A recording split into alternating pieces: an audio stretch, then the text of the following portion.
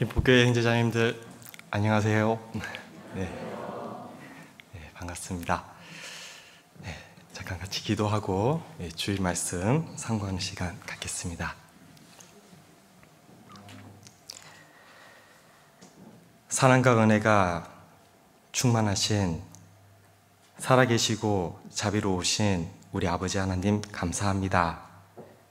죄 많고 허물 많은 저희들을 예수님의 귀한 보혈로 구속하여 주시고 아무 소망 없었던 저희들에게 천국 소망을 주시며 하나님을 아버지라 부르며 또 주님 몸된 교회 안에서 주님 주시는 은혜와 평강 가운데 살아갈 수 있도록 그 크신 사랑을 베풀어 주셔서 감사합니다. 주님 뜻 가운데 살아가는 저희들에게 또 우리 마음속에 간절한 기도 제목들을 기억해 주시고 또 가장 좋은 시간에 또 좋은 때에 응답해 주심으로 말미암아 더욱더 하나님께 영광 돌리며 힘있게 살아갈 수 있도록 늘 인도해 주심에 감사드립니다. 하루빨리 코로나 시대가 지나가고 또 주님 뜻 가운데서 또 모든 형제자매님들이 같이 교제하고 또 땀 흘리며 봉사하며 무엇보다 귀한 복음을 담대히 전할 수 있는 또 그날이 하루빨리 오기를 간절히 기도합니다. 그래도 지금 이 시간도 하나님이 주시는 기회가 있다는 것을 잊지 않고 말씀 전하는 일에 또 주님 뜻을 이뤄가는 일에 또 힘있게 살아갈 수 있도록 육신의 건강도 지켜주시며 또 마음도 지켜주시기를 간절히 기도합니다.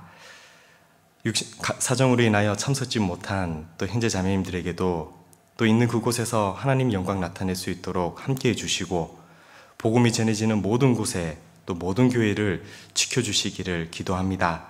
특별히 해외에서 수고하시는 선교사님과 또 협력하고 계시는 형제 자매님들의 그 가정과 건강을 지켜주시기를 간절히 기도합니다.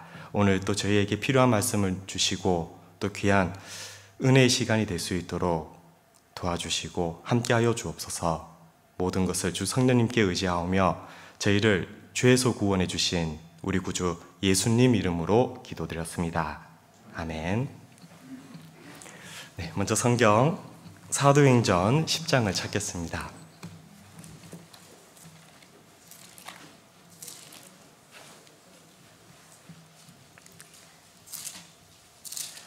사도행전 10장입니다.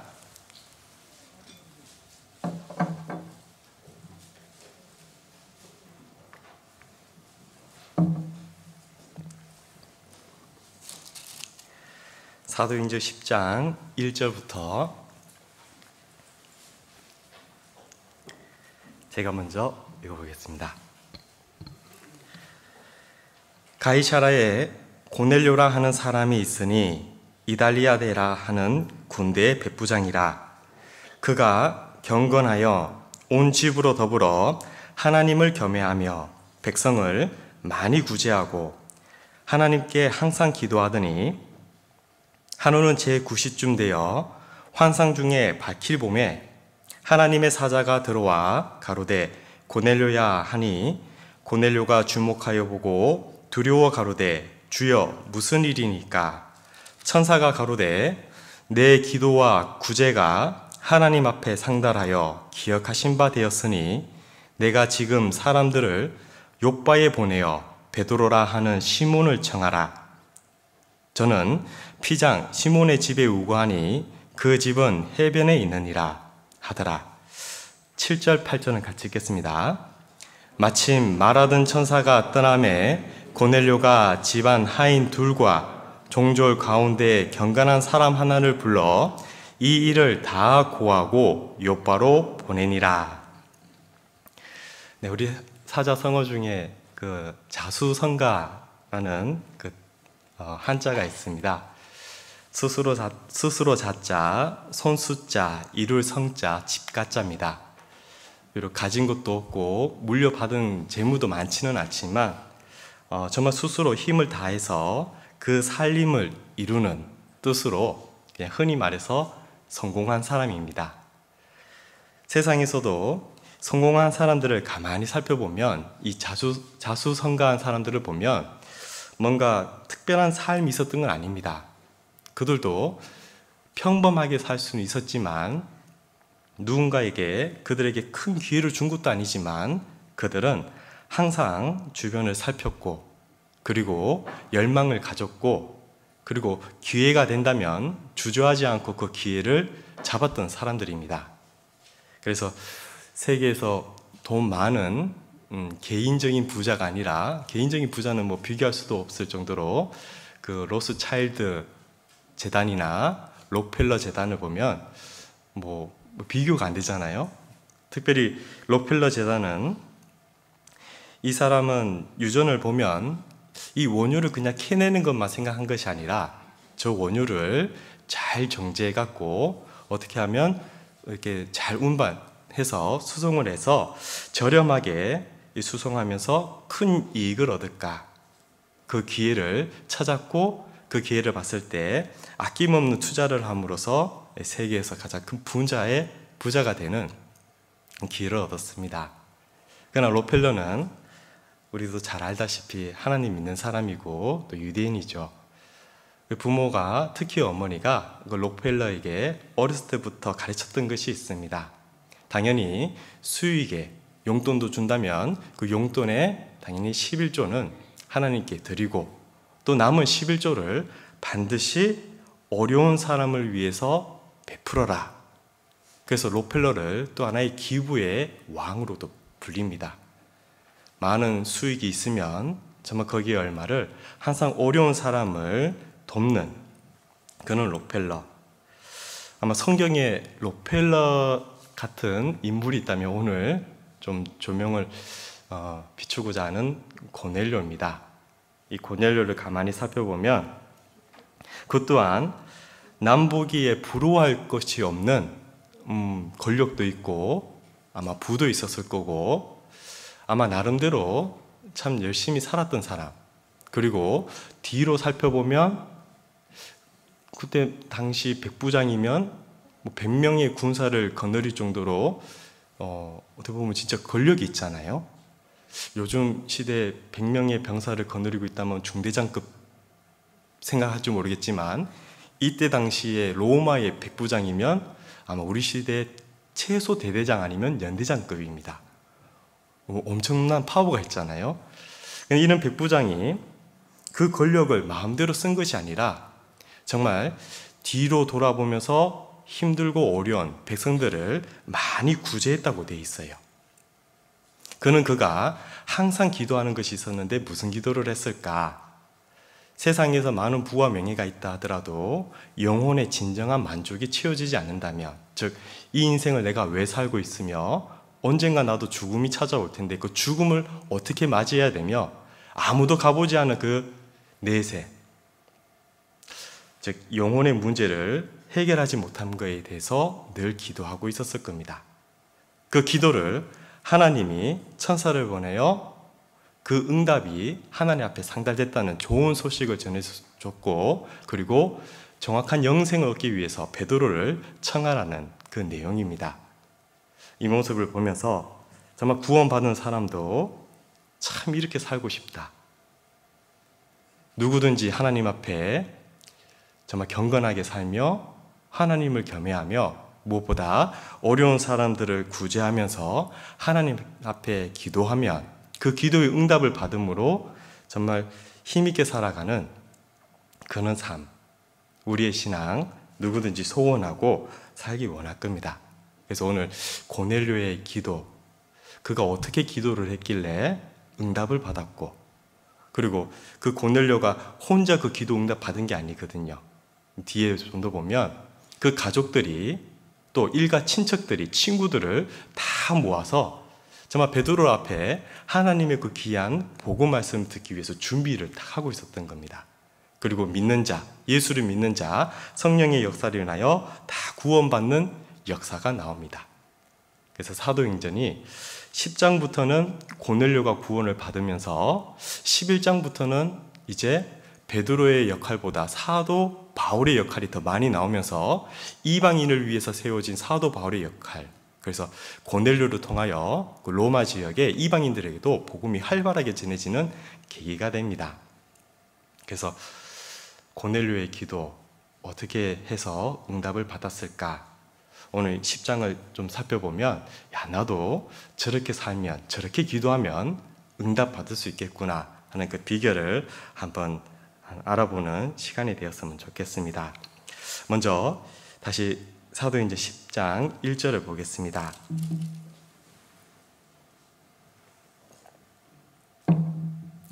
10장 1절에 가이사라에 고넬료라 하는 사람이 있으니 이달리아데라 하는 군대의 백부장이라.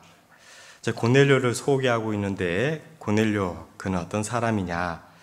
가이사라, 이때 이스라엘의 최고의 도시입니다. 헤롯 왕 때 그 롬에 바친 도시거든요. 이 가이사라의 이달리아데라 하는 군대의 백부장이라. 그러니까 이태리, 거기에 군대의 백부장. 그럼 고넬료는 이때 당시 가이사라의 백부장이면 정말 파워가 보통 있는 게 아닙니다. 최고의 도시잖아요. 오늘날 경찰로 본다면은 거의 4대문 안에 들어가 있는 경찰서장, 엄청 힘이 있잖아요. 그 정도 급에 되는 백부장 고넬료는 그가 표현되기를 2절에 그가 경건하여 온 집으로 더불어 하나님을 겸해하며 백성을 많이 구제하고 하나님께 항상 기도하더라 라고 되어 있습니다. 그의 종도 고넬료를 통하여 표현하기를 22절을 보겠습니다. 한 장 넘겨서 22절에 보시면 저희가 대답하되 백부장 고넬료는 의인이요 하나님을 겸해하는 자라 유대 온 족속이 칭찬하더니 라고 되어 있습니다.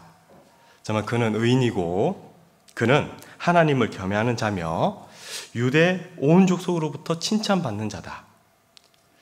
이스라엘 백성들을 통치하러 가는, 어떻게 보면 백부장으로서 그 민족을 잘 지휘하고 있는 백부장이 어떻게 보면은 그들에게 인하여 칭찬을 받을 정도로 그는 의인이요 하나님 앞에 하나님을 겸해하는 자라라고 표현이 되어 있다는 겁니다. 자, 그가 항상 기도했습니다. 항상 그 기도 제목은 안 봐도 아실 거예요. 이방인입니다. 최초로 이방인이 구원받은 고넬료인데 그가 무슨 기도를 했을까? 당연히 인생 문제겠죠.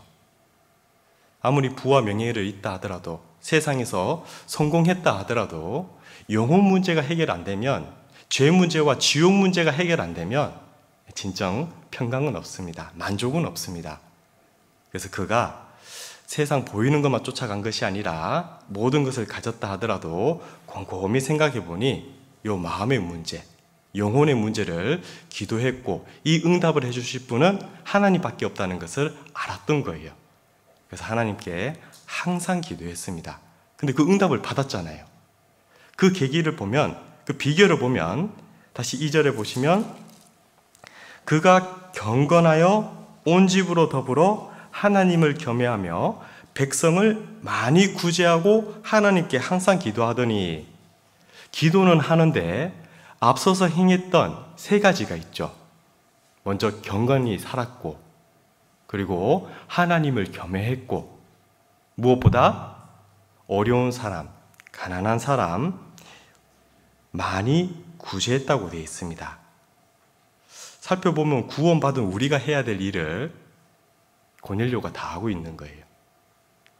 마음이 가난했고, 마음이 가난하기에 하나님 앞에 전심으로 그 영혼 문제를 얻기에 간절히 기도했습니다. 그래서 기도만 한 것이 아니라 그는 경건한 삶을 살았으며 하나님을 알았기 때문에 하나님을 겸했고 가족과 더불어 많은 사람을 구제했던 거예요. 아, 그렇구나. 하나님께 그 기도 응답을 받는 비교 중에 하나가 나도 경건히 살며 무엇보다 하나님을 겸해하며 정말 이뤄진 이웃들에게 구제를 많이 하면 응답되구나. 이 비결도 우리는 이 비결이 있다는 것을 알 수 있습니다. 그래서 고넬료를 살펴보면 먼저 그는 하나님 앞에 경건했던 사람입니다. 경건. 이 경건이 그냥 사전으로 본다면 공경하는 마음을 깊이 삼가하고, 그냥 국어 사전에 이렇게 살펴보면 사람들이 생각하는 경건은 행동을 청정히 하여 뭔가 모든 일에 삼가하고 조심하는 마음을 가지고 생각하는 것이다, 이렇게 정리가 되거든요. 근데 성경적으로 경건은 그게 아닙니다. 성경적으로 본다면 경건은 항상 감사하는 마음을 가지고 하나님 앞에 감사하는 마음을 가지고 예를 드리다, 공경한다 뜻을 가지고 있습니다. 진짜 경건한 삶은 하나님을 정말 올바로 알고 하나님 앞에 예를 표현하는, 즉 구원받은 그리스도인이 하나님 뜻 가운데 살아가는 것이 성경적으로 경건이라는 겁니다. 그렇다면 우리의 기도 응답도 가장 빨리 받는 비결 중에 하나가 먼저 경건한 삶을 살아야겠구나. 그래서 먼저 첫 번째는 해놨습니다. 구원부터 받았잖아요. 그래서 하나님 뜻은 모든 사람이 구원을 받으며, 하나님 첫 번째 뜻이 정말 이뤄진 영혼이 예수님의 귀한 보혈로 구원받는 것이 첫 번째 뜻인데, 그럼 구원받은 그리스도인이 거기서 끝나는 것이 아니라 모든 사람이 구원을 받으며 진리를 아는 데 이르기를 원하시느니라, 하나님 뜻이거든요. 그래서 구원받은 사람이 하나님 뜻 가운데서 육신뿐만 아니라 믿음도 무럭무럭 자라서 정말 하나님 믿는 믿음 안에서 살아가는 것이 하나님의 뜻입니다. 그것이 경건한 삶이라는 겁니다. 세상 사람들은 단순하게 행동 조심하고 말 조심하고 뭔가 조심조심 이렇게 살아가는 것이 경건이라고 하는데 아닙니다. 정말 경건한 삶은 하나님을 올바로 알고 믿으며 동행하는 삶이라는 겁니다. 죄 많은 세상에서는 진정 경건하게 살아갈 수 있는 사람, 이 세상에서, 죄 많은 세상에서 진정 경건하게 살아갈 수 있는 사람은 오직 구원받은 그리스도인밖에 없다는 겁니다. 그래서 그리스도인을 표현하여 쇠다. 그리스도인들은 쇠다. 쇠가 불 가운데 탁 들어가면은 뭐가 되죠? 불쇠가 되어버립니다. 불을 확 머금어 버려요. 근데 이런 쇠가 얼음 속에 들어가면, 요즘 그 아이스 큐브라고 하나요? 녹지 않는 얼음. 차가워져서 계속 그 차가움을 유지하는 그런 아이스 큐브처럼, 구원받은 그리스도인은 쇠가 된 것처럼 불 가운데 들어가면 불쇠가 되고 얼음 가운데 들어가면 아이스 큐브가 되는 것처럼, 하나님이 주어져 있는 그 환경 안에, 즉 하나님과 동행하게 되면 가장 거룩하시고 경건하신 하나님과 동행하면 저절로 경건한 생활이 돼버리는 겁니다. 그래서 구원받은 그리스도인은 쇠다. 어디에 들어가 있느냐, 거기 들어가 있는 거기서 그 환경이 그 삶을 또 생각을 주관하는데, 우리가 가장 경건하신 거룩하신 하나님을 가까이 하고 하나님과 붙어 있으면 어느 순간 우리는 경건한 삶 살게 된다는 겁니다. 많은 사람들이 경건하게 생각한다고 조심조심하면서 애를 쓰고 많은 에너지를 소모하지만, 사실 가장 경건하게 살 수 있는 삶은 하나님과 동행하면 되거든요. 지금 이 시간 하나님 몸된 또 교회 안에서 이렇게 말씀 듣는 이 시간, 세상에서 가장 경건한 시간을 보내고 있습니다. 그렇지 않습니까? 그럼 우리가 경건의 모양만 가질 뿐만 아니라 경건의 능력을 나타내서 정말 경건한 삶을 산다면 우리의 기도 응답 빨리 받을 수 있는 비결이 된다는 겁니다. 디모데 후서 3장을 잠깐 찾아보겠습니다.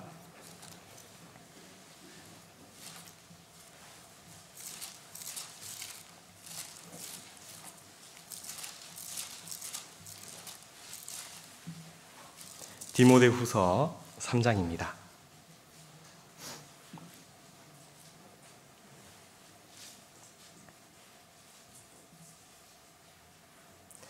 디모데후서 3장 5절 말씀입니다. 5절 경건의 모양은 있으나 경건의 능력은 부인하는 자니 이 같은 자들에게서 내가 돌아서라. 사실 3장 1절부터는 내가 이것을 알라 말세에 고통하는 때가 이르리니, 정말 말세, 정말 주님 오신 날이 가까워지게 되면 세상적으로 이런 사람들이 많이 나오게 된다. 이로 인하여 고통받는 사람들이 많다. 이제 사람들은 자기만을 사랑하고 돈을 사랑하고 자긍하고 교만하고 해방하며 부모를 고역하며 감사치 아니하며 쭉 나오잖아요. 정말 주님 오실 날이 가까우니까 세상을 돌아보면 정말 이런 세상이 됨으로써 정말 고통받는 사람이 참 많은 것 같습니다. 자, 그런데 맨 마지막에 보면 5절에 경건의 모양은 있으나 경건의 능력은 부인하는 자니, 말세가 되면 또 하나 나타나는 것이 경건의 모양이 많이 나오는 시대. 정말 보면 우리 시대잖아요. 정말 세상 죄악 가운데서 살고 있는 세상 사람들이 또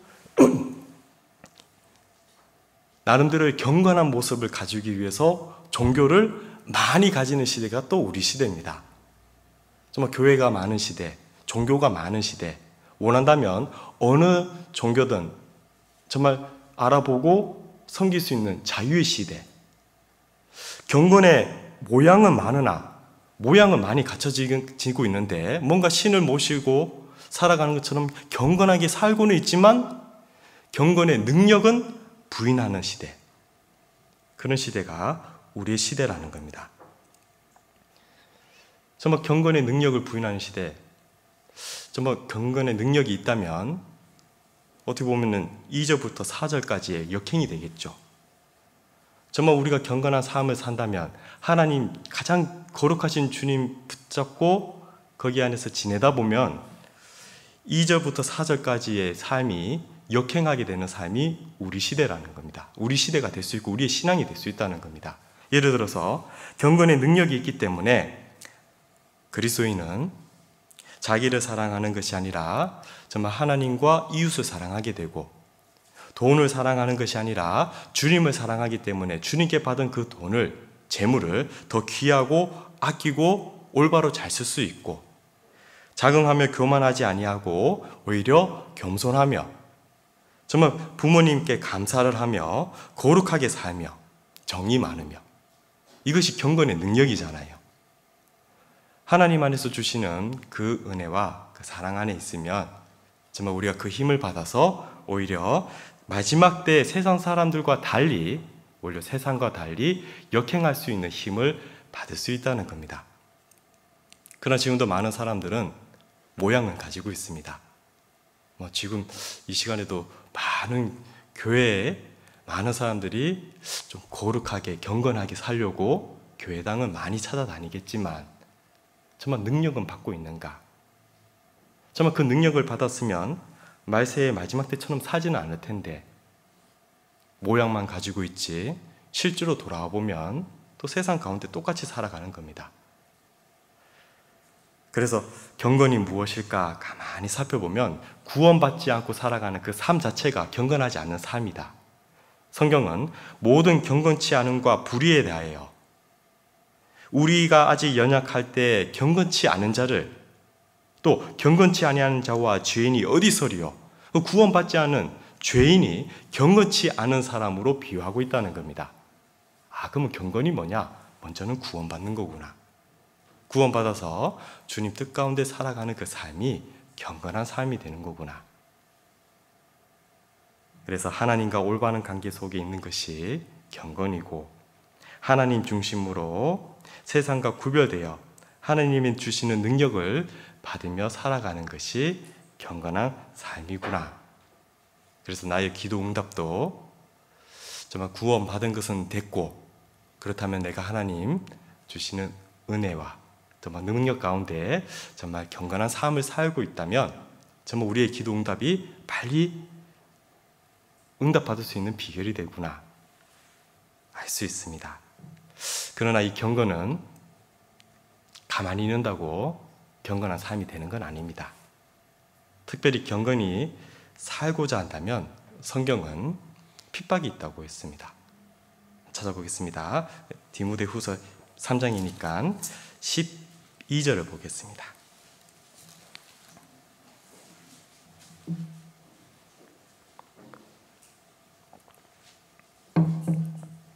디모데후서 3장 12절에 무릇 그리스도 예수 안에서 경건하게 살고자 하는 자는 핍박을 받으리라. 경건하게 살고자 하는데 무엇이 오냐면 핍박이 있다고 되어 있습니다. 핍박. 참 철로역정 많이 보셨을 겁니다. 이 철로역정에 보면은 순례자죠. 순례자. 그 크리스천이 죄를 딱 깨닫고 세상이 장망성이라는 것을 깨닫고 이 죄 문제 해결하려고 이제 순례자의 길을 딱 떠나게 됩니다. 떠나자마자 뭐가 따라오냐면 조롱과 핍박이 따라오죠. 가족이 아니면 친구가 이웃들이 따라오면서 조롱하고 때로는 고소하고 억압시키고 버리고 뭔가 경건하게 살고자 했는데 바로 시작되는 것은 조롱과 핍박이 시작됐던 거예요. 그것처럼 죄성으로 타락된 세상 사람들은 경건하게 사는 사람들의 모습을 싫어하죠. 그래서 자기의 도덕 기준 이상으로 사는 것을 싫어하기 때문에 오히려 자기 이하의 사람을 만들기 위해서 경건하게 살고자 하는 사람, 왠지 그런 사람 있으면 더 찾아가고 그렇게 못 살게 핍박하는 것이 이 세상이라는 겁니다. 그래서 우리 형제님들 아니면 또 자매님들 회식 자리에 가면 좀 경건하게 주님 뜻대로 좀 살고자 하면은 술은 좀 멀리하고 피하려고 하는데 꼭 그렇게 다짐하고 나가면은 어떤 사람이 술잔 들고 오잖아요. 요것만 마시라고. 뭐 담배를 권하기도 하고 죄의 유혹을 죄지주로 유혹도 하고. 왜 그럴까? 자기들의 도덕 기준 이상으로 사는 것을 싫어하는 겁니다. 그래서 오히려 자기 이하로 만들려고 죄를 같이 짓자고 하면서 유혹이 많다는 겁니다. 그래도 경건하게 그것을 뿌리치면 막 조롱하기도 하고 핍박하는데 말씀 그대로 무릇 그리스도 예수 안에서 경건하게 살고자 하는 자는 핍박을 받으리라. 그래서 경건하게 살고자 할 때는 그냥 되는 것이 아니구나. 성경은 경건하게 살고자 하기 위해서 연습하라, 노력하라, 힘내라는 말씀이 많다는 겁니다. 경건은 그냥 이루어지는 것이 아닙니다. 그렇다고 늘 핍박만 있고 시험만 있느냐? 아니죠. 하나님은 베드로후서 2장 9절을 통하여 주께서 경건한 자는 시험에서 건지시고 라는 말씀처럼 그는 핍박과 시험이 있을 때 경건한 자는 하나님이 반드시 시험에서 건져주신다는 약속의 말씀도 있습니다. 그래서 경건한 삶은 구원받았다고 그냥 이루어지는 것이 아니라 성경은 경건에 이르기를 연습하라. 그 연습하라는 그 뜻의 원어가 보면 체육관이 짐내지엄이라고 가서 운동하고 이렇게 심신을 달려는 그 체육관이 바로 연습하라라는 그 원어에서 나왔다고 합니다. 운동선수가 그 올림픽에서 금메달을 따기 위해서 피나는 노력을 하잖아요. 영광은 그냥 주어지는 것이 아닌 것처럼 경건한 삶도 그냥 가만히 있는다고 주어지는 것이 아니라 연습하라. 피나는 노력이 필요하다는 겁니다. 성경은 경건에 이르기를 연습하라. 그렇게 연습한 결과 무엇이 있느냐? 반드시 경건은 범사에 유익하니 금생과 내세에 약속이 있느니라. 약속이 있다고 되어 있어요. 디모데 4장 8절 말씀인데요. 이 경건의 삶을 살게 되면 하나님이 이 땅에서 거기에 대한 보응을 주신다고 되어 있습니다. 선물로 주시는 것이 있는데요. 몇 가지만 한번 찾아보겠습니다. 먼저 경건하게 살고자 한다면 거기에 대해서 반드시 하나님이 주시는 것이 하나님을 경외하는 삶, 다시 말해서 거룩한 삶을 이룰 수 있다고 되어 있어요. 경건하게 사는 삶, 내가 여호와를 항상 내 앞에 모시며 그가 내 우편에 계심으로 내가 요동치 아니하리라. 시편 16편 8절 말씀인데 하나님을 항상 내 앞에 모시면서 그가 내 우편에 계시는 삶, 그러니까 거룩한 주님을 모시고 살아가기 때문에 그 거룩한 삶, 경건한 삶을 이루어지게 되는데, 그렇게 되면 무엇이 있느냐? 하나님을 겸해하는 삶으로 바뀌게 된다는 겁니다. 자, 본문 말씀 잠깐 돌아볼게요. 사도행전 10장입니다.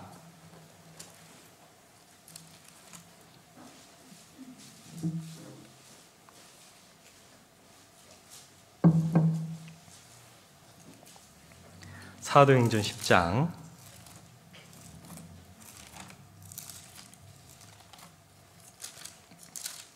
2절에 그가 경건하여 온 집으로 더불어 하나님을 겸해하며, 그가 경건하여 정말 하나님을 알고 하나님 찾고자 하는 마음이 있고, 그러니 하나님 앞에서 살아가는 그런 생활, 나름대로 경건한 생활이 되니 이어지는 것이 하나님을 겸해하는 삶이 이렇게 된다는 거예요. 연결된다는 겁니다. 하나님을 겸해하는 사람. 고넬료는 그는 하나님을 겸해했던 사람입니다. 겸해, 국어사전에 보니까 공경하면서 두려워한다라는 뜻을 가지고 있는데요. 성경은 하나님을 겸해하라라고 말씀합니다. 특히 예수님도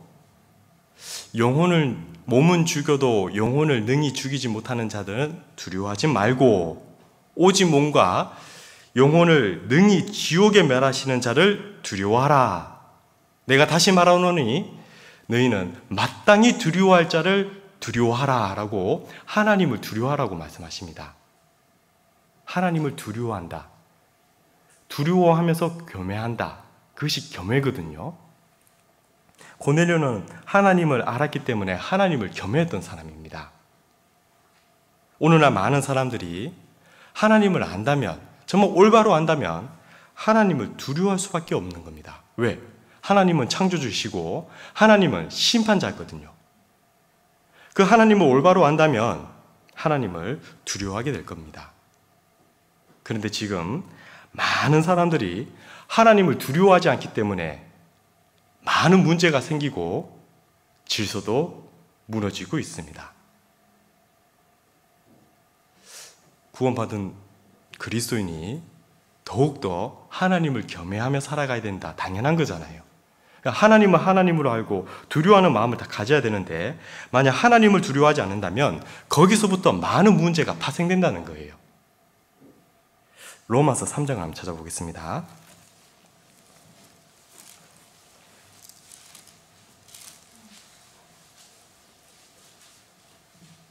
로마서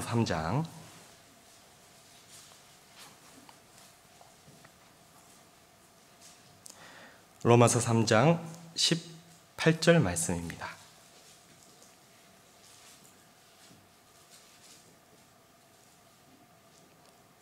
로마서 3장 18절 말씀. 저희 눈앞에 하나님을 두려움이 없느니라. 어떤 사람이냐면 10절부터 보시면 기록한 바 의인은 없나니 하나도 없으며 깨닫는 자도 없고 하나님을 찾는 자도 없고 다 치우쳐 한 가지로 무익하게 되고 선을 행하는 자는 없나니 하나도 없도다. 하나님을 모르면 하나님을 두려워하지 않습니다. 즉 하나님을 모르니까 하나님을 두려워하는 마음이 없으니 그의 인생이 어떻게 되느냐? 17절이죠. 17절 같이 읽어보겠습니다. 평강의 길을 알지 못하였고, 다시 말해서 하나님을 두려워하지 않으면 진정한 평강이 뭔지 모른다는 겁니다. 세상에서 가장 평강을 이룰 수 있는 시간이 언제냐면 바로 구원받을 때죠. 왜? 지옥 문제 해결됐으니까. 심판 문제 해결됐으니까. 그래서 이 마음에 죄로 인하여 그 불안했던 마음이 구원을 받음으로써 평강이 이루어집니다. 너무 감사하잖아요. 근데 그 구원은 그냥 받는 게 아니잖아요. 정말 살아계시는 하나님을 알고 믿었을 때 나는 죄인임을 깨닫고, 이 죄인이 심판받아 지옥 갈 수밖에 없는 운명인 걸 깨달았을 때 진정 하나님 앞에 회개가 되고 예수님의 그 크신 사랑과 은혜, 즉 복음을 듣고 구원을 받게 됩니다. 하나님을 두려워할 줄 알아야만이 진정 회개가 되고 회개한 사람에게 예수님의 귀한 보혈로 구원을 받게 됩니다. 근데 하나님을 두려워하지 않는다. 그로 인하여 문제가 생기는데 그 문제가 바로 평강의 길을 모른다는 거예요. 아마 지금도 많은 사람들은 나름대로 세상에서 행복을 느끼며 행복하다 그러면서 살아가는 사람들이 많을 겁니다. 그런데 그건 하나의 소망이겠죠. 행복해지고 싶은 그 간절한 마음뿐일 겁니다. 진짜 행복이 지속될까? 결코 그럴 수가 없습니다. 건강해서 행복하다, 시간 지나면 건강은 어차피 이뤄지게 돼 있습니다. 젊어서 행복하다, 시간 지나면 나이 들게 돼 있습니다. 소중한 친척, 가족들이 함께 있어서 행복하다, 시간 지나면 가족들도 친구들도 점점 멀어지게 됩니다. 무엇보다 나에게도 언젠가 죽음이 찾아오면 영원한 이별을 해야 됩니다. 세상 사람들이 생각하는 그 행복, 유통기간이 다 있다는 거죠. 그러니까 진정한 평강은 없습니다. 언제 평강이 이루어지느냐? 저희 눈앞에 하나님을 두려움이 없느니라. 그러면 평생 동안 진짜 평강의 길을 모른다는 거예요. 하나님을 올바로 알고 믿으면 두려운 마음이 딱 생기게 됩니다. 그리고 정직한 자는 하나님을 두려워하게 돼 있잖아요. 그는 정직한 자가 구원도 얻게 된답니다. 구원을 얻게 됩니다. 하나님을 두려워한다면 정말 하나님 두려워하는 마음이 있기 때문에 어떤 길을 걷게 되냐면 평강의 길을 걸어갈 수 있는 겁니다. 그래서 우리 평강의 길 걸어가고 있잖아요. 그러나 신앙생활 가운데서도 하나님을 더욱더 경외하는 삶이 된다면, 하나님을 정말 두려워할 줄도 안다면 하나님 뜻 가운데 또 말씀 가운데 더욱더 온전히 살고자 하는 그런 마음도 있는 거잖아요. 구원받은 사람이 하나님 두려운 마음을 갖지 않으면 하나님 말씀을 소홀히 여겨버립니다. 더 무서운 것은 하나님을 두려워하는 마음이 없기 때문에, 겸하는 마음이 없기 때문에 성령이 들어가 계시는, 정말 어떻게 보면 하나님이 들어가 계시는 형제 자매님들을 함부로 대하게 되고, 심지어 거짓말도 하게 되고, 심지어 무시하는 삶이 되어버린다는 거예요. 구원받은 그리스도인이 하나님을 두려워하지 않음으로 인하여 나오는 결과가 됩니다. 그러면 무엇이 없냐? 평강이 없어지게 됩니다. 하나님을 두려워할 줄 알아야 진정으로 회개가 되고, 구원받은 후에도 진정한 하나님을 두려워할 줄 알아야 생활 구원도 이뤄갈 수 있다는 겁니다. 빌립보서 2장 12절 말씀, 그러므로 나의 사랑하는 자들아, 너희가 나 있을 때뿐 아니라 더욱 지금 나 없을 때에도 항상 복종하여 어떻게 이뤄가라고 되어 있죠? 두렵고 떨림으로 너희 구원을 이루라고 되어 있는 겁니다. 그래서 우리 구원받은 그리스도인이 더욱더 하나님을 알고 두려워하는 마음을 다 가졌을 때 정말 하나님의 말씀을 더 무게를 두고, 정말 그리고 하나님이 다 들어가 계시는 현재 자님들을 귀하게 생각하고, 또 하나님이 역사하시는 모든 교회를 또 세상에서 가장 귀하게 여길 수 있다는 겁니다. 그리고 나도 정말 겸해하는 삶을 살게 된다면 어떤 일이 주어지느냐? 하나님께로부터 받는 거기에 대한 보상이 있다는 거예요. 봉이 있다는 겁니다. 몇 가지만 살펴보겠습니다. 먼저는 잠언 16장 한번 찾아보겠습니다.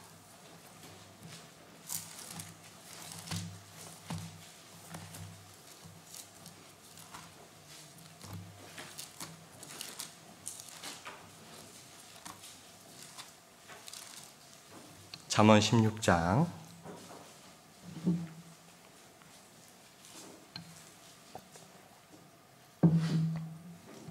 6절 말씀입니다.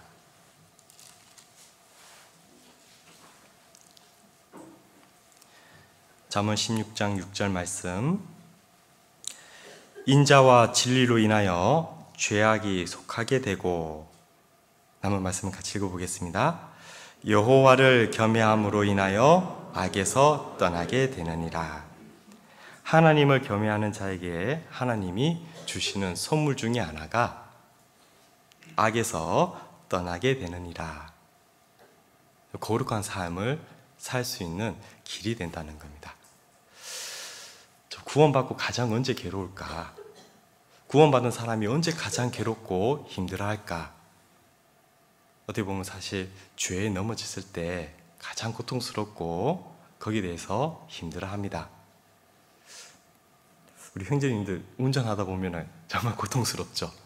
그 평강을 가지고 은혜 가운데 하루를 시작했는데 출근하면서 다 깨질 때가 많죠. 운전하면서 갑자기 끼어들기 들어와서 얌체 운전 앞에 들어오면 내 안에 있는 것들이 나도 모르게 이렇게 나오고 분도 올라오고 화도 나고 그러는데, 정말 구원받은 그리스도인이 제일 힘들 때가 그렇게 죄가 나왔을 때, 죄 때문에 괴로워하잖아요. 그 죄 때문에 지옥 갈 문제는 없지만 그 세상 사는 가운데는 저 죄 때문에 넘어지고 그 악의 가운데서 거할 때 정말 더 고통을 받는다는 겁니다. 아마 우리의 소원이 있다면 이런 죄, 이런 악을 정말 머리 떨어뜨리고 싶은데 주님 오시면, 주님 앞에 서게 되면 더 이상 이 죄성을 가지고 있는 몸이 아니기 때문에 이제 영원한 평안 가운데, 안식 가운데 살겠지만, 그래서 사는 날 동안에는 정말 이 죄 때문에 괴로워할 때가 많다는 겁니다.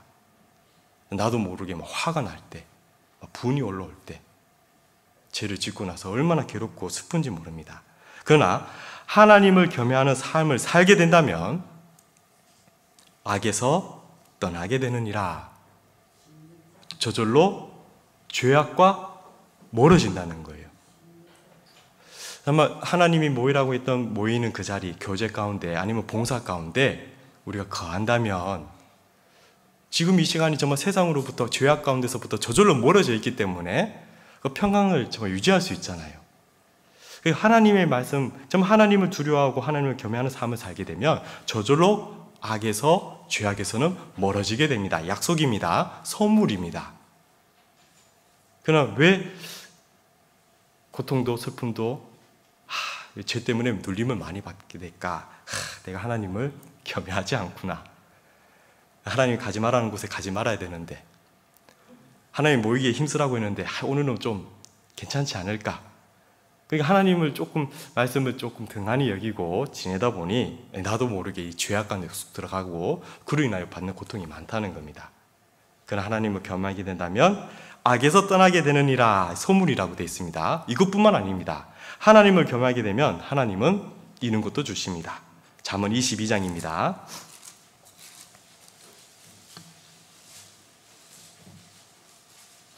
잠언 22장 4절입니다. 4절, 겸손과 여호와를 경외함의 보응입니다. 이 땅에서도 하나님이 주시는 선물이 있다는 겁니다. 대가입니다. 무엇인지 같이 읽어보겠습니다. 재물과 영광과 생명이니라. 정말 이 세상 살아갈 때도 필요한 것이 재물이잖아요. 하나님을 경외함으로써 받는 대가가 있는데 그 보응이 뭐냐면 이 세상 살아갈 때 필요한 재물도 주신다고 약속해놨습니다. 뿐만 아닙니다. 생명도 주시고 영광도 주십니다. 하나님을 경외함으로써 받는 보응들이 많구나. 재물뿐만 아니라 영광도 얻고 생명도 얻는다. 고넬료가 하나님을 경외하는 삶을 살았기 때문에 영원한 생명을 받았을 뿐만 아니라 혼자 받은 게 아니죠. 일가 가족과 친척들, 친구들이 다 같이 받아버립니다. 나도 하나님을 경외하는 삶을 유지한다면, 이어서 계속 산다면 세상 살아갈 때 필요한 재물을 얻을 뿐만 아니라 영광도 얻을 뿐만 아니라 나를 통하여 또 새로운 영혼들이 구원받는 생명도 연결되는 거구나, 얻는다는 거구나. 보응입니다. 받는 대가예요. 여호와를 경외함의 보응입니다. 당연히 하나님을 두려워하는 마음이 있으니 겸손한 것은 연결되어 있겠죠. 이뿐만 아닙니다. 하나님을 경외하는 삶 가운데 또 얻어지는 선물이 있습니다. 시편 119편입니다.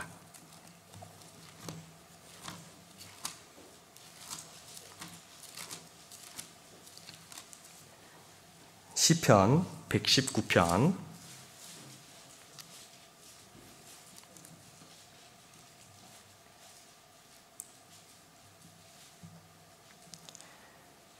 119편 63절입니다.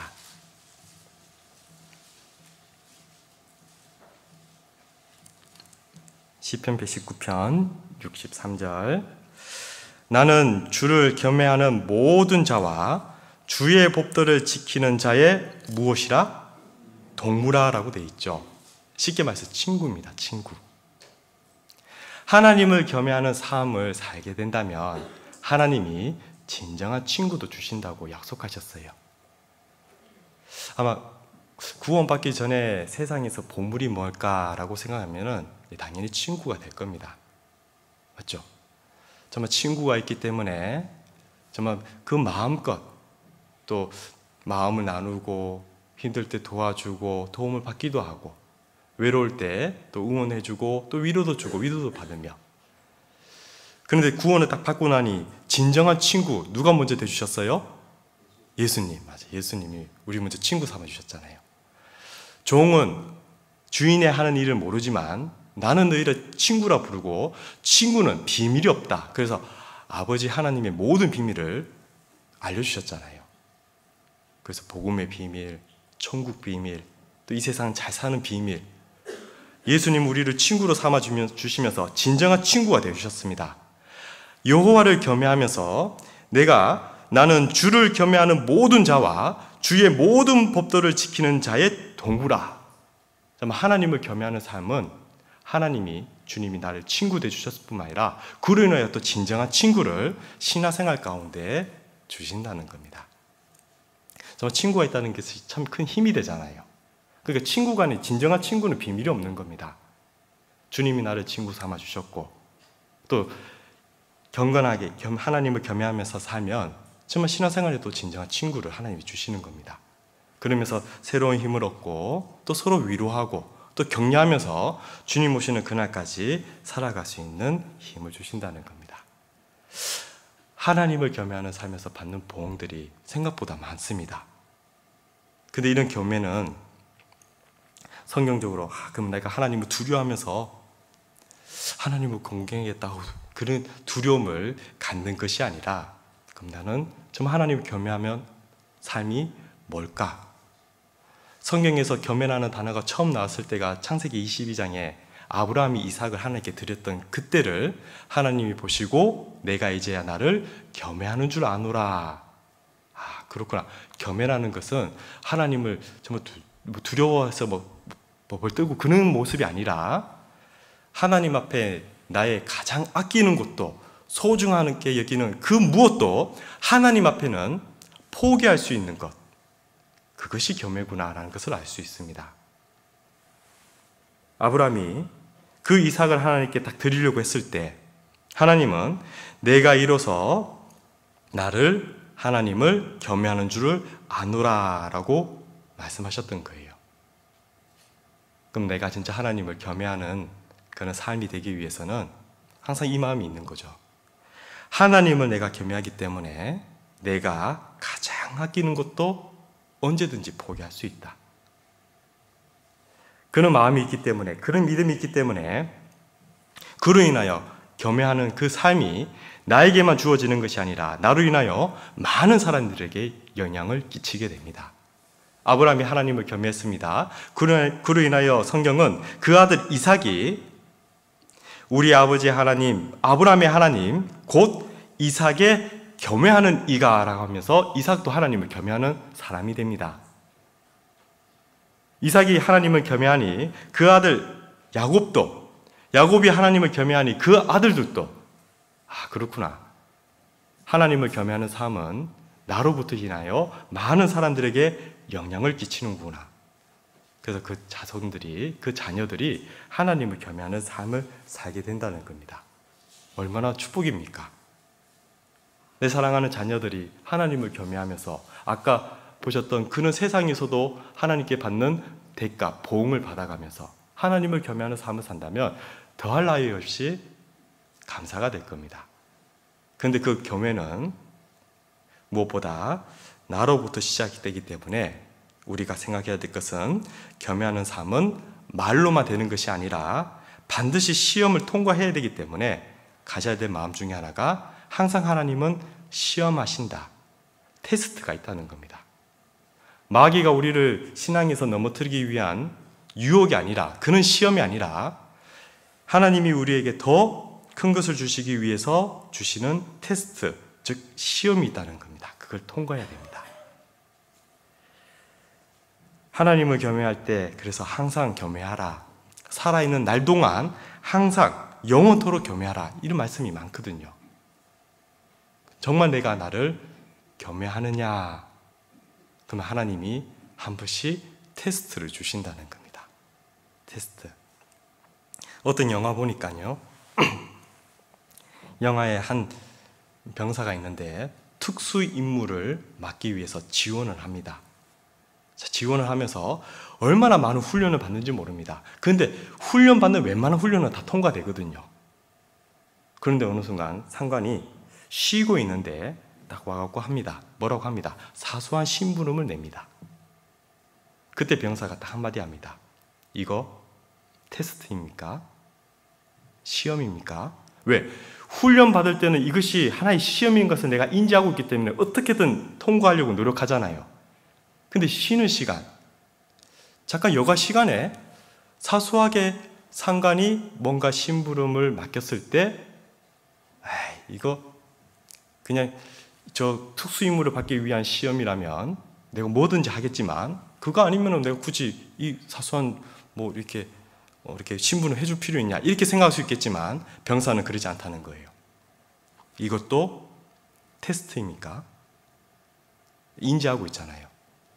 많은 훈련생들이 떨어지는 것 중에 하나가 어디서 떨어지냐면 이제 시험 끝났다, 통과됐다.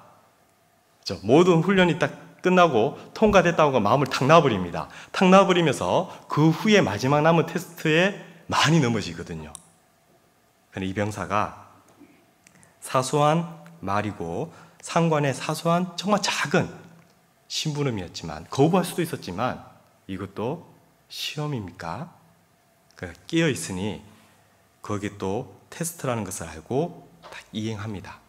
그래서 특수임무를 딱 받습니다. 무엇을 말하냐면 우리 신앙에서도 겸손하는 것은 어느 순간에만 하는 것이 아닙니다. 성경은 항상 여호와를 경외하라. 사는 날 동안 항상 주를 경외하라. 항상 주를 경외하며 주의 길을 행하라 라고 말씀하고 계시다는 거예요. 항상이구나. 그래서 우리 주변에 나도 모르게 하나님이 테스트하고 있다는 것을 인지하고 있다면 우리는 그 경외하는 삶을 살 수 있고 나의 가장 소중한 것도 하나님 앞에만큼은 포기할 수 있다는 그 마음과 믿음이 있기 때문에 하나님은 거기서 가져가시는 것이 아니라 아브라함에게 이삭을 데려가신 것이 아니라 그로 인하여 더 큰 축복을 내려주신다는 겁니다. 그는 겸해하는 삶이 고넬료가 있었기 때문에 그는 그의 기도가 하나님 앞에 상달됐던 거예요. 고넬료는 겸해하는 사람이었습니다. 하나님을. 근데 여기서 끝난 것이 아니죠. 정말 하나님 앞에 경건한 삶을 살고 이어서 하나님을 겸해하는 삶을 살았다면 거기서 끝나는 것이 아닙니다. 바로 이어서 실천하는 또 하나의 삶이 나옵니다. 무슨 삶입니까? 많은 백성을 구제하는 삶, 즉 어려운 사람을 도와주는 삶으로 연결됐던 겁니다. 사도행전 10장으로 다시 돌아보겠습니다.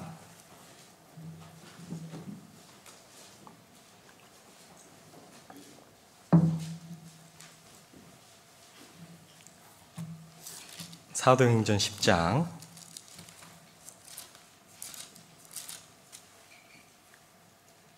2절입니다.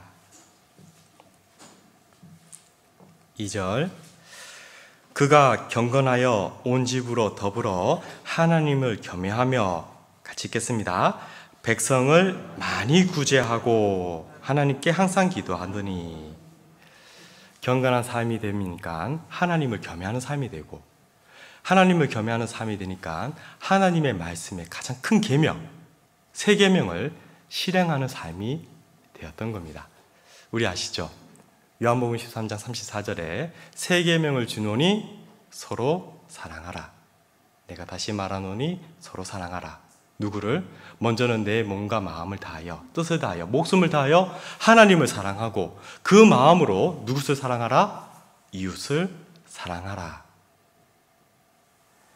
고넬료는 백성들을 많이 구제했던 사람들입니다. 정말 구제가 무엇이냐? 아마 육신의 어려움만 도왔다면 그건 인생의 답이 안 됩니다.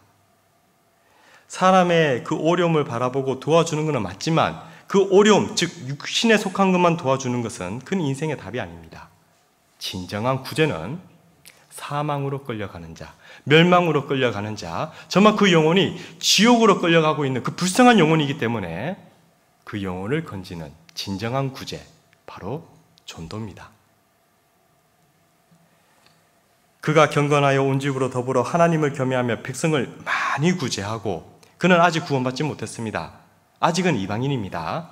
그렇기 때문에 나름대로 이 안에 있는 마음이 무엇이냐? 이웃을 사랑하자, 이웃을 도와야 된다, 그 마음이 있는 겁니다. 백성들을 많이 구제했다고 되어 있습니다. 구제, 표준어 국어 대사전에 보니까 건지다, 돕다, 구원하다의 구자와 건네다, 어려움에서 구제할 제자를 씁니다. 그래서 우리가 흔히 하는 구제는 자연적인 재해나 사회적인 피해를 당하여 어려운 처지에 있는 사람을 도와준다, 이것이 구제라고 생각하거든요. 그런데 성경적으로 본다면 여기서 끝나는 것이 아니라 영혼을 건지는 것이 진정한 구제이기 때문에 영혼을 건지기 위해서 정말 필요하다면, 먹을 것이 없다면 먹을 것을 주고, 입을 것이 없으면 입을 것을 주고, 지낼 곳이 없으면 지낼 거처를 주면서 결국은 무엇으로 연결되어야 되냐면 영혼 건지는 데까지 들어가야 진정한 구제가 된다는 겁니다. 근데 너무 안타까운 것이 우리 시대 교회가 존재하는 목적이 뭐냐? 라고 많은 사람들에게 물어보면 뭐라고 대답합니까? 자선이라고 생각하죠. 그냥 이웃 사람들 도와주기 위해서 교회가 존재한다고 많은 사람들이 생각하고 있습니다. 그리고 또 실제로 교회들이 가만히 살펴보면 자선을 많이 베풉니다. 정말 어려운 사람들 많이 도와줍니다. 가난한 자에게 많은 것을 나눠줍니다. 그러나 안타까운 것은 복음은 전하지 않는다는 거예요. 구세군, 한때는 그 영혼을 군지기 위해서 모든 성도들이 군사로서, 용사로서 다 마음을 갖추고 복음을 담대히 전했거든요. 근데 지금은 남는 게 뭐밖에 없습니까? 자선 낭비밖에 없는 거예요. 모금해갖고 그냥 육신적으로 어려운 것만 도와주고 있는데, 진정한 교회가 존재하는 목적은 복음이죠. 영혼 건지기 위해서 하나님이 교회를 두신다는 겁니다. 그렇다고 우리 교회가 자선을 베푸지 않느냐, 구제 활동하지 않느냐, 그러지 않습니다. 하지만 먼저는 믿음의 가정에게 더욱더 먼저 어려운 것이 있으면 도와주고, 또 베풀고, 또 협력하고, 그리고 정말 이 복음을 위해서 정말 우리가 써야 되기 때문에 정말 여력이 된다면 복음을 전하기 위해서 이웃에게, 또 가까운 사람들에게 정말 불쌍한 사람들이 있다면 도와주기도 한다는 겁니다. 하지만 최종 목적은 그 영혼 건지는 것이 진정한 구제라는 겁니다. 성경에 표현되고 있는 4대 약자가 있습니다. 4대 약자. 첫 번째는 고아입니다. 고아. 성경은 하나님은 고아의 아버지라고 되어 있거든요. 돌봐야 됩니다. 또 과부가 있습니다. 성경은 과부의 소원을 웬만하면 다 들어주십니다. 예수님도 과부의 소원을 다 들어주십니다. 과부는 돌아봐야 될 연약한 자입니다. 그리고 나그네가 있습니다. 나그네는 오직 나그네를 대접하여 선을 좋아하며 근신하며 의로우며 거룩하며 절제하라. 정말 하나님을 믿는 사람이 자선 돌아와야 될 사람들 중에 하나가 나그네라고 되어 있어요. 혹시 길을 잃은 나그네가 있다면 누구보다 도와줘야 됩니다. 그리고 가난한 자가 나옵니다. 가난한 자. 그러나 정말 우리가 도와줘야 되고 챙겨야 될 사람은 심령이 가난한 자들이겠죠. 심령이 가난한 자, 복이 있나니 천국이 저일 것입니다. 정말 우리 영혼들에게 정말 불쌍하고 어려운 영혼들을 건지기 위해서 우리가 구제활동, 자선, 도와주는 일이 필요하다는 겁니다. 성경은 가난한 자를 불쌍히 여기는 것은 여호와께 꾸이는 것이니, 잠언 19장 17절 말씀인데요. 가난한 자에게 불쌍히 여기는 것, 어려운 사람이 있은 자에게 선행을 베푸는 것, 그건 하나님 앞에 꾸이는 것이다. 반드시 하나님이 거기에 대해서 갚아주신다고 되어 있어요. 그러나 가난한 자를 구제하는 자는 굴핍하지 아니할거니와 가난한 자를 도와주고 가난한 자를 구제하는 자는 궁핍하지 아니하거니와 그러나 못 본 채 하는 자에게는 저주가 많다라고 말씀하십니다.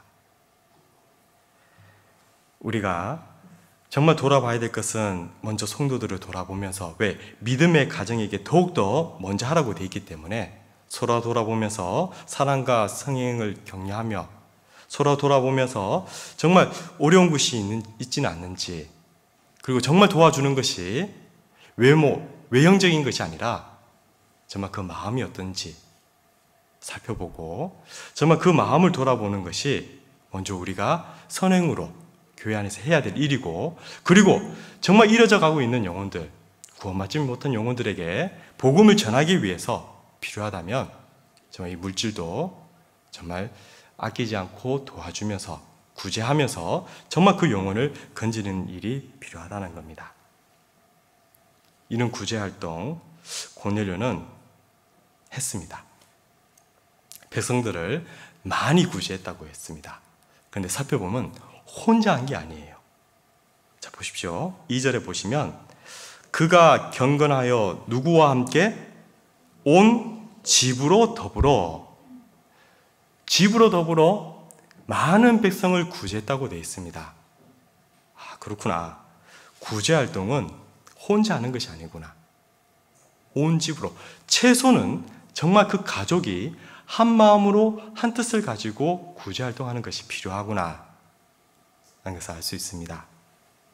정말 하나님을 사랑하고 하나님을 겸해한다면 당연히 하나님이 가장 크게 가장 많이 관심을 두고 있는 곳 사람들의 영혼이잖아요.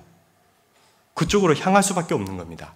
그리고 그 영혼을 바라본다면 제 영혼을 건지기 위해서는 어떻게 해야 될까? 마음문을 열어야 되는데 어떻게 문을 열어야 될까? 그래서 정말 어려워하고 힘든 것이 있다면 그것을 먼저 좀 도와주면서 마음문을 여는 작업을 하잖아요. 근데 그것을 고넬료는 혼자 한 것이 아니라 가족과 함께 더불어 그 일을 해 나갔다는 겁니다. 성경에서 보면 하나님이 그런 큰 역사와 그리고 많은 도움과 그리고 하나님이 쓰시는 그 가정을 가만히 살펴보면 진짜 다 가정 단위입니다. 가정. 성경에서는 가정이 하나의 교회이기 때문에 세상 만물 위에 있는 교회가 하나님이 가장 귀한 것이 교회를 만물 위에 두셨다면 성경은 가정도 교회이기 때문에 가정도 가장 귀하게 보고 계시다는 겁니다. 그래서 그 가정이 먼저는 하나가 돼서 이뤄진 영혼들을 건지기 위해서 구제 활동도 혼자 하는 것이 아니라 가족과 함께 하는 거구나 라는 것을 알 수 있습니다.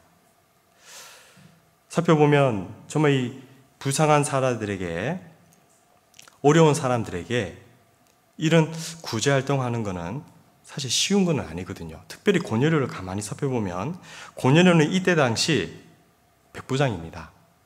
그는 이스라엘 백성들을 유대인들을 때로는 그 법에 의해서 통치도 해야 되잖아요. 다스려야 되잖아요. 그런데 불쌍한 사람이 있다고 무조건 구제할 수 있느냐, 선행을 베풀 수 있느냐, 아마 고넬료의 위치에서는 쉽지 않았을 겁니다. 그러나 그가 성경은 많은 사람을 구제했다 라는 것처럼 그는 누군가 어려운 사람이 있으면 분명 본인은 나서서 못하겠지만 온 집으로 더불어 많은 사람을 구제했다는 말씀처럼 아마 뒤로 아마 아내에게 아니면 자녀들에게 아니면 이게 하인들에게 뭔가 지시를 내려서 정말 어려운 사람들 뒤로 많이 도와주는 그런 구제를 했을 거라고 생각이 됩니다. 그래서 온 집으로 더불어 함께하는 것이 필요하구나 라는 것을 생각하게 됩니다. 그래서 무엇보다 진정한 구제는 죽어가는 영혼을 보고 피해가는 것이 아니라 복음을 전하여 구원받게 하는 것이 구제활동이다. 그럼 우리의 삶도 한번 돌아보면 나의 기도 제목 많이 있을 겁니다. 아마 우리가 기도한 대로 다 들어줬었다면 아마 대한민국뿐만 아니라 전 세계가 아마 지금 이 시간 하나님을 찬양하고 있을 겁니다. 그렇지 않나요? 내가 기도하고 있는 그 기도가 속히 응답이 됐으면 정말 많은 가족들이, 친척 친구들이 이 시간 하나님 앞에 나와 있을 겁니다. 근데 왜 나의 기도는 이렇게 더딜까? 왜 나의 기도는 응답되지 않는 것처럼 느껴질까? 살펴보면 혹시 내가 경건한 삶을 살지 않아서? 혹시 내가 하나님을 겸해하지 않아서? 무엇보다 내가 사람들을, 그 영혼들을 구제하지 않아서 나의 기도 응답이 지체되고 있지는 않은가 생각해 볼 필요성이 있다는 겁니다. 고넬료는 하나님을 앞에 경건하며 하나님을 겸해하며 무엇보다 많은 사람을 온 집으로 더불어 함께 구제하고 살았는데, 그런 그가 항상 하나님 앞에 기도했다고 되어 있습니다. 그 기도가 하나님 앞에 상달되어 응답을 받게 됩니다. 고넬료, 그는 하나님 앞에 그 기도의 응답을 받게 됩니다. 고넬료는 이방인이었지만 하나님은 그의 기도를 들어주셨습니다. 이방인의 기도도 들어줬던 하나님이 우리의 기도를 들어주시지 않을까? 왜? 우리는 하나님의 자녀입니다. 이방인의 기도도 들어줬다면 하나님의 자녀의 기도는 더욱더 들어주시고 말고요. 그러나 왜 우리의 기도는 응답이 더디고 왜 이렇게 기도가 되지 않을까? 살펴보면 우리는 하나님의 그 기도의 응답에, 그러니까 기도의 힘을 제대로 알지 못하고, 그리고 그 기도가 그냥 말로만 하는 것이 아니라 앞에서 선행해야 될 일이 있는데 그걸 하지 않고 정말 기도만 하고 있다가 무엇보다 그 기도의 진정한 의미, 그리고 가장 먼저 구해야 될 기도를 하지 않고 정말 하나님 앞에 응답받지 못하는 기도를 계속하고 있으므로 정말 응답이 더딜 수도 있다는 겁니다. 기도. C.S. 루이스가 그가 기록하기를, 기도는 자동 판매기가 아니다. 기도는 마법이 아니다. 만약 기도한 대로 그 기도 응답을 받는 사람들이 있다면 그 사람은 그냥 일종의 왕에게 총애받는 신하로서 왕에게 말발로 이거 해주십시오 라고 했을 때 그대로 받는 사람과 똑같을 겁니다. 즉 내가 필요로 해서 자판기에서 요번에 요거 필요하구나 놓고 뽑아내서 마시고, 필요해서 쓰고, 내가 지금 이거 필요하니까 기도한 대로 마법처럼 딱 생기는, 그것이 기도라면 그거는 그냥 하나님 앞에, 하나님이 아니라 일종의 세상 왕에게 그냥 잘 얘기해갖고 얻어내는 그런 사람에 불과하다는 겁니다. 정말 그 기도는, 기도의 응답은 그냥 하는 대로 주어지는 것이 아니라 겟세마네 동산에서 그 땀방울이 핏방울이 되도록 하나님 앞에 간절히 기도했던 예수님, 그러나 그 예수님의 그 기도 응답은 그 자리에서 거절당했죠. 그것을 본다면 정말 그 기도는 예수님이 기도 드렸던 그것으로 충분하기 때문에 기도는 그냥 내가 하는 대로, 필요한 대로 자동 판매기처럼 마법처럼 하는 대로 저쪽 얻어내는 것이 아니구나. 그렇다면 뭔가 기도 응답이 더디다면 살펴봐야 된다는 겁니다. 기도를 들어주시는 분은 우리 하나님입니다.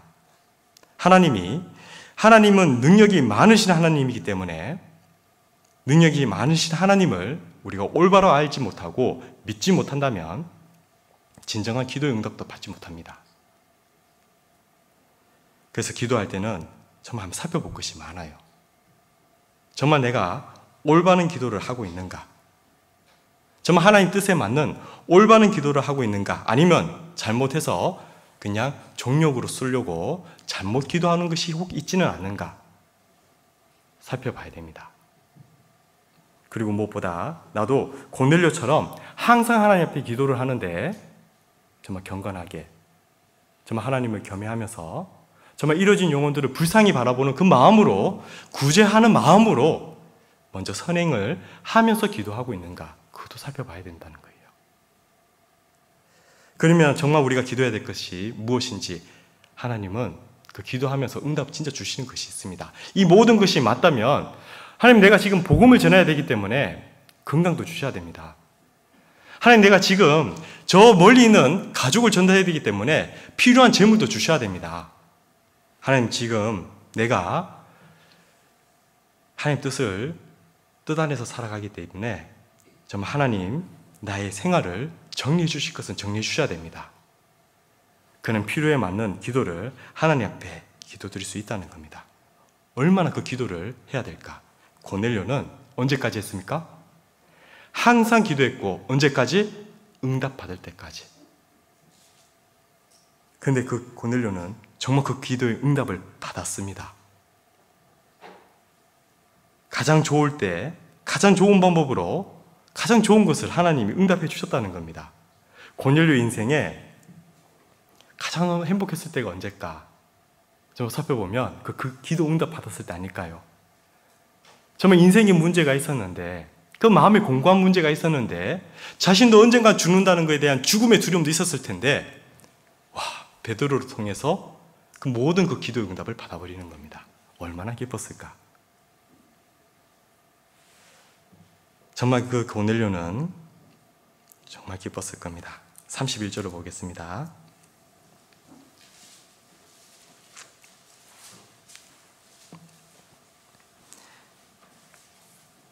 31절에 30절부터 보시면, 고넬료가 가로되 나흘 전 이맘때에 내 집에서 제 굿이 기도를 하는데 호련히 한 사람이 빛난 옷을 입고 내 앞에 서서 말하되, 고넬료야, 하나님이 내 기도를 들으시고 내 구제를 기억하셨으니 사람을 요바에 보내어 베드로라 하는 시몬을 청하라.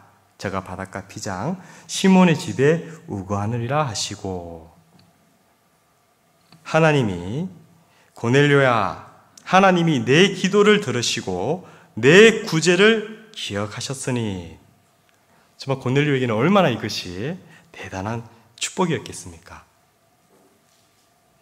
고넬료의 기도를 하나님이 들어주셨습니다. 그래서 그 응답을 받자마자 즉시로 바로 하인과 또 신실한 경건한 종을 불러서 바로 보내서 욥바에 있는 베드로를 청해서 베드로를 만나게 됩니다. 자, 그리고 나서 이제 이 고넬료가 베드로를 통하여 구원을 다 받게 됩니다. 실질적으로 고넬료가 구원을 받자 혼자 받은 게 아니죠. 온 집에 있는 사람들이 다 모였습니다. 일가와 가까운 친척 친구들 다 모았습니다. 그리고 베드로 앞에 딱 무릎을 꿇어버립니다. 그 꿇는 모습이 누구 앞에 무릎을 꿇는 거죠? 하나님 앞에 꿇는 거거든요. 그런데 그로 인하여 베드로에 인하여 복음 말씀을 듣지 않았겠습니까? 뒤에 보시면 43절입니다.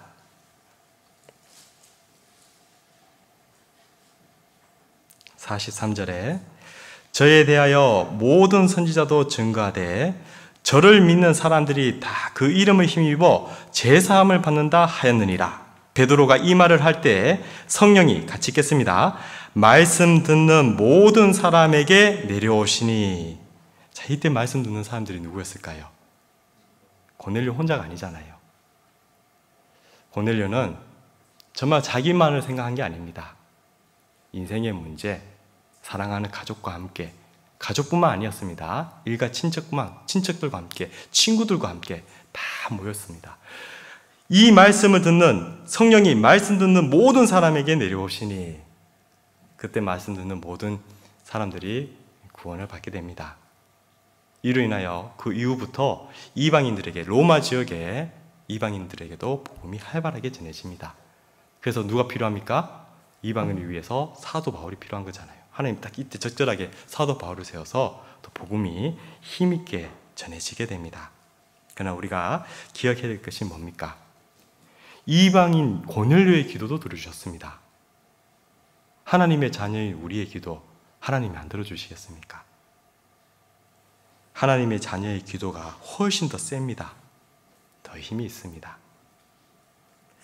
고넬료는 이로 인하여 기도 응답을 받고 온 집으로 더불어 또 가까운 친구들도 다 모아서 베드로 앞에 딱 무릎을 꿇은 절을 한 것은 정말 하나님 앞에 겸손하게 정말 믿음으로 나아갔고 그로 인하여 가족뿐만 아니라 친구들이 다 구원을 받게 됩니다.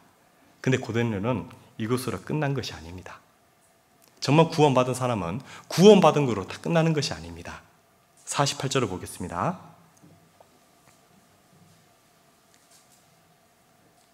48절 명하여 예수 그리스도의 이름으로 세례를 주라 하니라. 저희가 베드로에게 같이 읽겠습니다. 수일 더 유하기를 정하더라. 구원받은 사람은 구원 딱 받은 거로 끝나는 것이 아닙니다. 왜요? 더 알고 싶은 것이 많잖아요. 내 인생 문제가 해결됐다면, 내 죄를 위해서 예수님이 죽으셨다면 도대체 예수님은 또 어떤 분이셨는가? 살아생전 어떻게도 사셨고 또 하나님의 뜻은 또 무엇이 있을까? 하나님에 대해서 더 알고 싶은 마음이 있는 겁니다. 그리고 가장 중요한 것, 나에게 복음을 전해준 베드로, 내 구원 받았으니, 내 기도 응답 받았으니 이제 가시오. 그게 아니라 수일을 더 유하기를 정하니라. 좀 더 함께 있으면서 무엇을 원했을까요? 교제하자고. 베드로, 당신의 얘기를 좀 더 듣고 싶다고. 베드로, 당신은 어떻게 또 하나님을 또 알고 구원받게 되었고, 무엇보다 당신은 예수님의 제자 아니요. 예수님 어떤 분이셨습니까?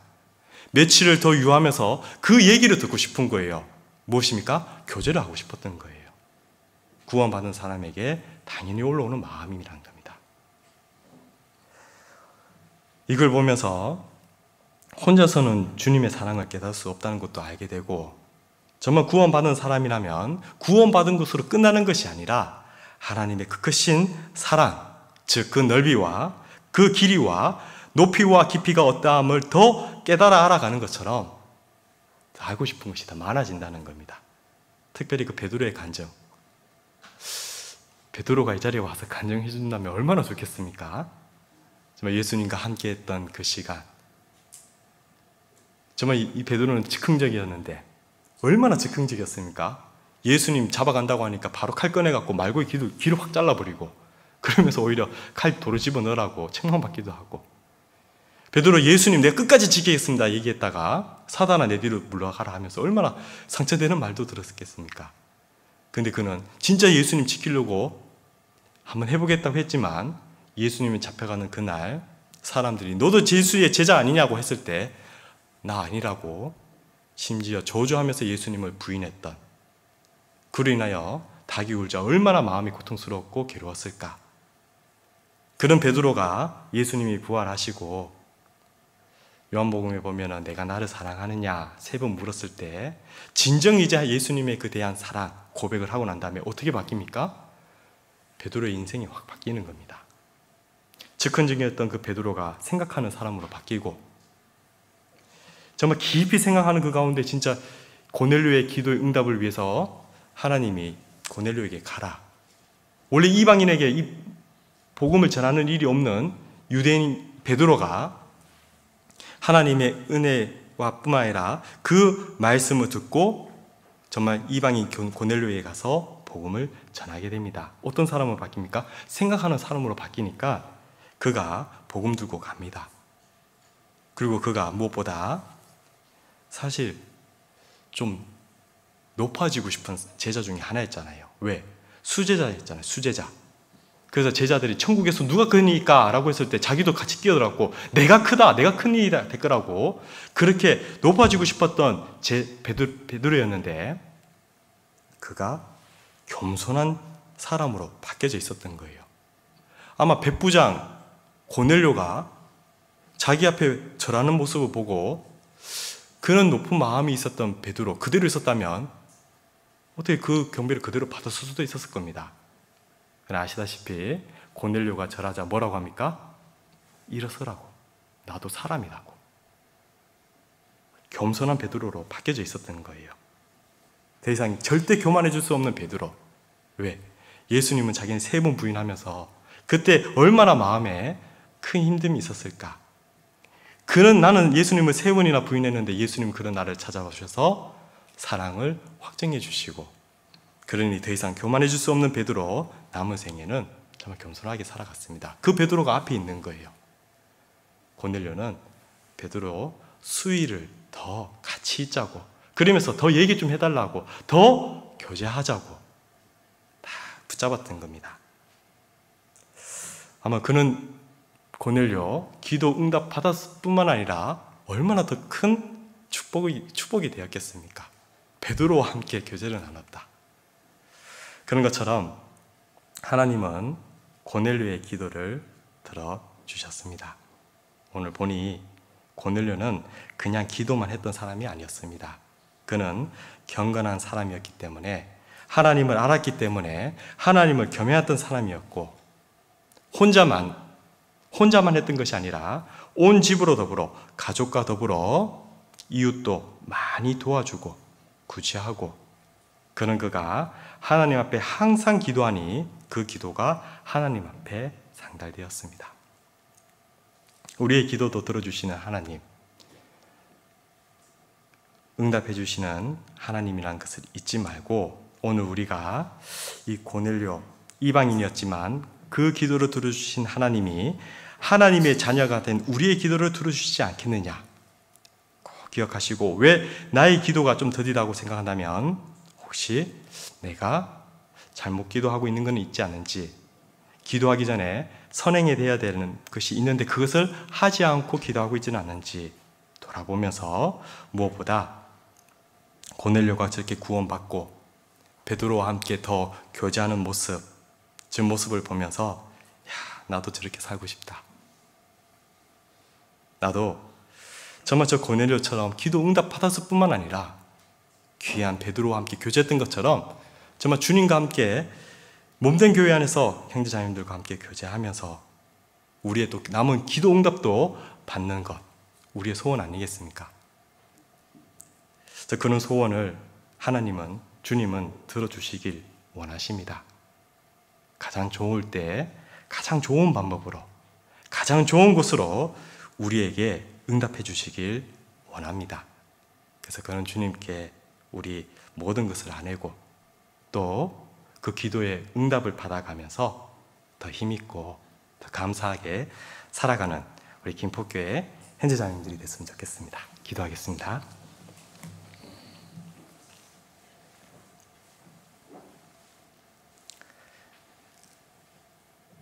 저희를 사랑하시는 하나님 아버지 감사합니다. 죄 많고 허물 많은 저희들을 사랑해 주시고 또 구원해 주셔서 주님 몸된 교회 안에서 살아갈 수 있도록 은혜 베풀어 주심을 감사합니다. 아직 우리 마음에 간절한 소원들이 많이 있습니다. 구원받지 못한 가족들도 있고 소중한 친척 친구들이 있습니다. 또 주변에도 이뤄진 많은 이웃들이 있습니다. 그들에게 하나님의 그 크신 사랑과 은혜를 전할 수 있도록 전도의 문을 열어주시기를 간절히 기도합니다. 오늘 고넬료가 하나님 앞에 응답받은 그 생활처럼 우리의 생활이 되어 하나님께 기도 응답을 받으며 또 귀한 형제자매들과 교제하는 그 가운데서 정말 주님 앞에 서기를 원합니다.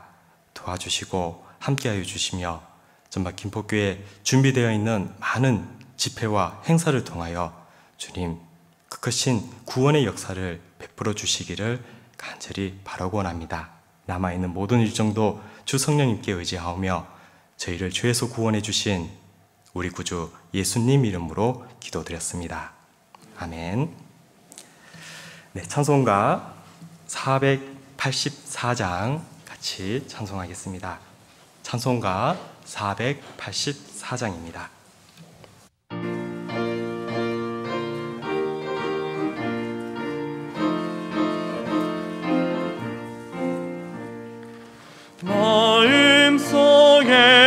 근심 있는 사람 주 예수 앞에 달래어라. 슬픈 마음 있을 때에라도 주 예수께 아뢰라. 주 예수 앞에 달래어라. 주 우리의 친구니 무엇이나 근심하지 말고 주 예수께 아뢰라. 눈물 나며 깊은 한숨 쉴 때 주 예수 앞에 달래어라. 은밀한 죄 내게 있어라도 주 예수께 아뢰라. 주 예수 앞에 달래어라. 주 우리의 친구니 무엇이나 근심하지 말고 주 예수께 아뢰라. 외로움과 두려움 있을 때에 주 예수 앞에 달래어라. 내일을 염려하지 말고 주 예수께 아뢰라. 주 예수 앞에 달래어라. 주 우리의 친구니 무엇이나 근심하지 말고 주 예수께 아뢰라. 죽음 앞에 겁을 내는 자여 주 예수 앞에 달래어라. 하늘나라 바라보는 자여 주 예수께 아뢰라. 주 예수 앞에 달래어라. 주 우리의 친구니 무엇이나 근심하지 말고 주 예수께 아뢰라. 네, 봉사회장님 교회 앞에 간구 있겠습니다.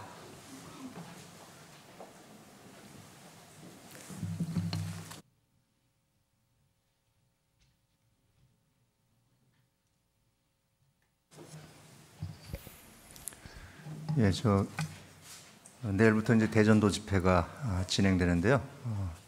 먼저 집회 영상 먼저 보고 광고 말씀드리도록 하겠습니다. 이 엘리야는 구약 시대의 아주 위대한 선지자 중에 한 사람이었습니다. 갈멜산에서 바알 선지자, 아세라 선지자 850명과 아주 극적인 대결을 해가지고 엄청난 승리를 거두고 그 선지자들, 그 거짓 선지자들을 다 죽이는 그런 기적도 행한 사람이 바로 엘리야입니다. 갈멜산의 그 큰 승리, 그 위대한 승리를 통해서 무엇인가를 기대했을 겁니다. 자기가 그 기대했던 것과 너무 다른 정반대의 결과를 보고는 심한 좌절감을 겪게 됩니다. 자기 혼자 홀로는 아무것도 할 수 없다는 걸 생각하고 더 실망하고 절망하고, 그리고 이제 심지어는 하나님 앞에 죽기를 구하는 이 지경까지 가게 된 겁니다. 스스로 광야로 들어가서 하룻길 좀 행하고 한 로뎀 나무 아래에 앉아서 죽기를 구했다. 지금 여기 엘리야는 지금 크게 낙담하고 있습니다. 그래서 이 실망이 되어지면은 신앙이 후퇴되게 되는 겁니다. 마음에 큰 낙심이 되는 겁니다. 이것이 남의 얘기가 아니지 않습니까? 우리의 모습하고 너무나도 유사하다는 걸 알 수 있습니다.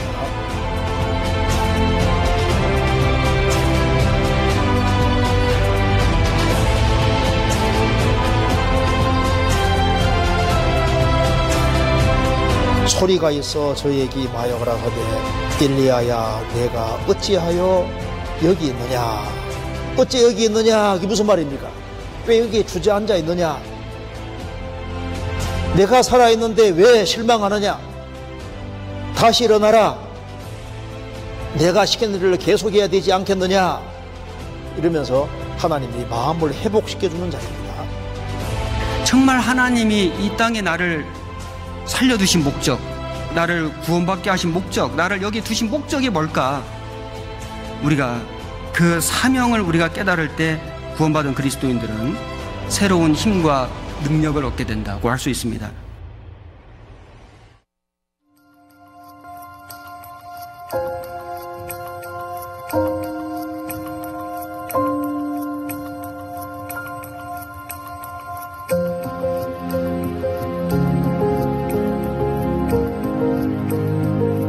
추수 때가 다여가고 구원의 문이 닫혀져 가고 주의 재림이 임박했음을 아는 사람이라면 아버지 시간을 우리 어떻게 살아야 되겠어요? 언제까지 싸우기 싫다고 기다리실래요? 그만 기다리세요. 기다릴 만큼 기다렸잖아요. 이제는 싸워야 될 때입니다. 여러분, 이제 비난받을 때입니다. 이제 욕먹을 때예요. 이제 욕먹으세요. 이제 비난받으라고요. 왜요? 추수할 때가 지나가고 있지 않습니까? 구원의 문이 닫혀가고 있잖아요.